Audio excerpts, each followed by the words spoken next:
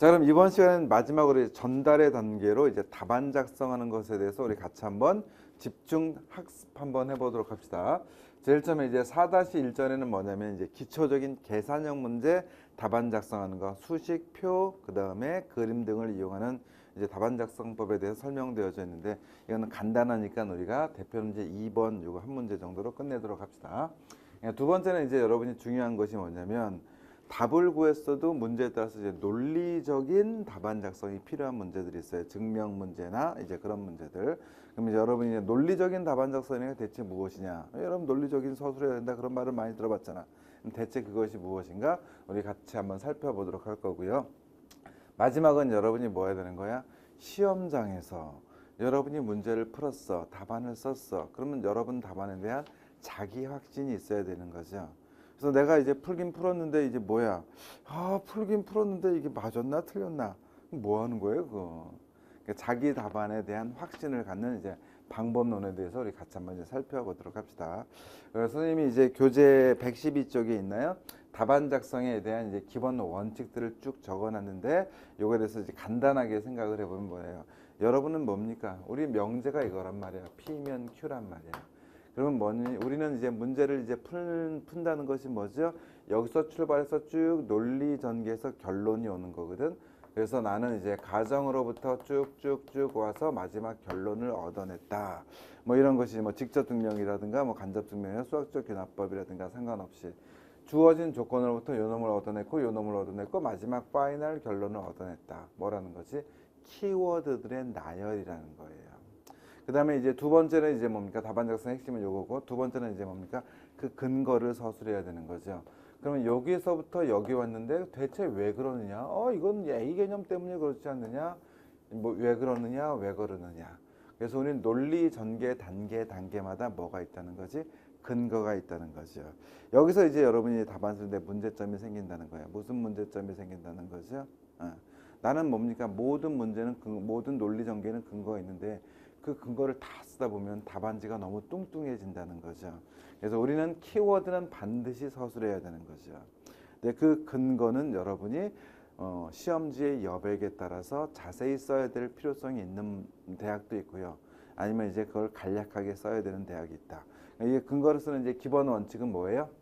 앞에서도 우리 1강에서도 얘기했지만 그 근거를 쓰는 기본 원칙은 내가 제시문이나 문제의 조건 또는 이전 논제의 개념 또는 조건 등을 이용해서 무엇인가 얻어냈다. 키워드를 얻어냈다. 그러면 적어주는 것을 원칙으로 하자. 그 다음에 단순 계산이나 아주 기초적인 개념을 이용해서 내가 문제를 풀었다. 소위 말해서 이거 당연한 거 아닙니까?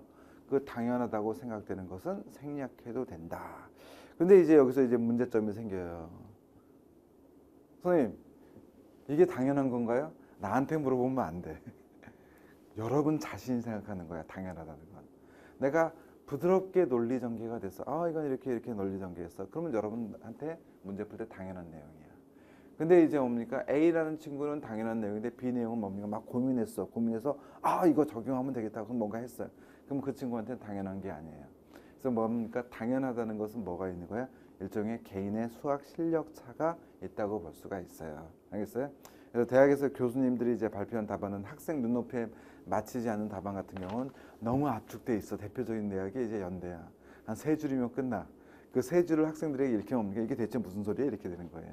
그래서 학생 눈높이에 대해서 그 3줄짜리를 해보면 이제 뭐 한 10줄, 15줄 이렇게 되는 경우도 상당히 많이 있어요. 기본 원칙은 뭐라는 거예요? 뻔한 거라도 문제의 조건, 제시문의 개념, 그 다음에 이전 논제 등을 이용해서 내가 논리 전개를 했다. 새로운 키워드를 찾아냈다. 적어주는 걸 원칙으로 하자. 단순 계산, 내 스스로 뻔하다고 생각하는 것은 생략해도 된다. 알겠습니까? 이걸 기본 원칙으로 해서 여러분이 이제 문제를 통해서 여러분이 계속해서 훈련해야 되는 거고요.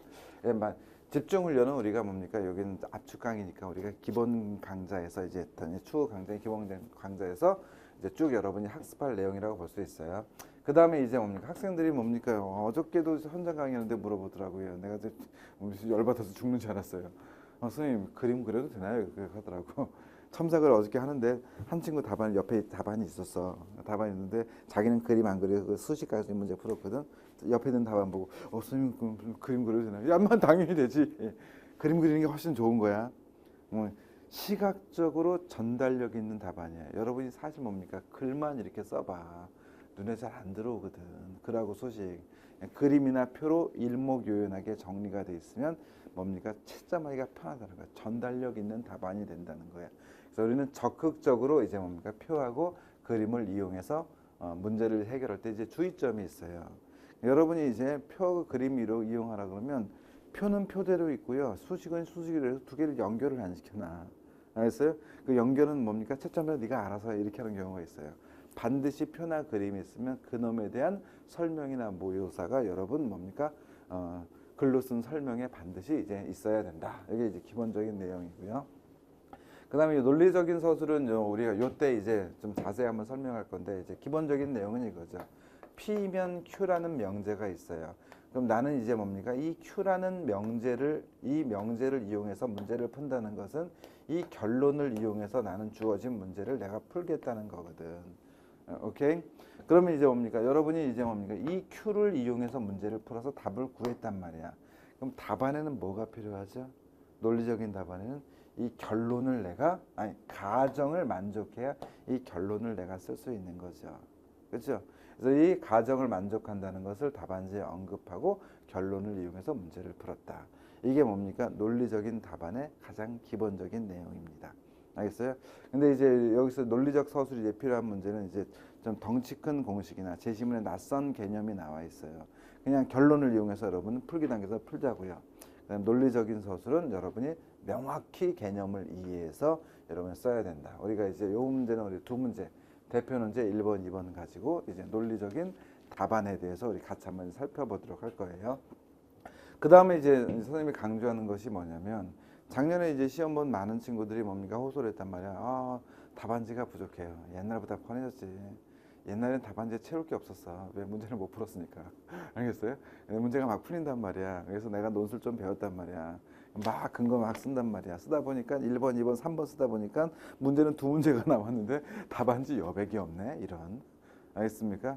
그래서 그런 답안지에 여백이 없는 여러 가지 이유 중에 하나가 뭐냐면 쓸데없이 근거를 많이 쓴단 말이야. 알겠어요? 그런 경우도 있고요. 그 다음에 이제 뭡니까? 나는 지금 뭐뭐뭐뭐뭐뭐 할게요. 하고 뭡니까? 친절하게 해설서를 하고 있어요. 선생님이 수업 시간에 뭡니까? 이 문제는 이렇게 접근해서 이렇게 문제를 풀어야 된다라고 얘기를 한단 말이야. 그런 내용은 뭡니까? 어떤 사고의 과정은 답안지에 있으면 답안지가 너무 뚱뚱해진단 말이에요. 답안지 여백은 딱 한 개가 있다. 그래서 여러분이 출제자가 원하는 질문 내용의 답변 그리고 그 근거 딱 그것만 있으면 돼요. 내가 지금 무슨 작업을 하고 있습니다. 그런 내용이 답안지에 있을 필요는 절대로 없다는 거야. 실제로 많은 친구들이 뭐냐면 어떤 개념을 적용하는데 그 개념을 설명을 해놔. 나는 이러한 개념을 사용해서 문제를 풀겠습니다. 그런 내용은 이제 안 쓰는 것을 원칙으로 하자. 마지막은 이제 자거첨삭인데 자거첨삭은 이제 크게 세 가지 스텝으로 생각할 수 있어요. 첫 번째 스텝이 뭐냐면 여러분이 결론을 모두 적었느냐. 두 번째 문제에 주어진 조건을 모두 다 사용했고 답안지에 언급했는가. 제시문에 개념이 있으면 그 개념을 정확히 뭡니까 문제에서 이제 활용을 했는가. 이게 이제 세 가지거든. 우리가 4-3 대표하는 이제 1번을 통해서 우리가 문제를 한번 해결해 보도록 합시다.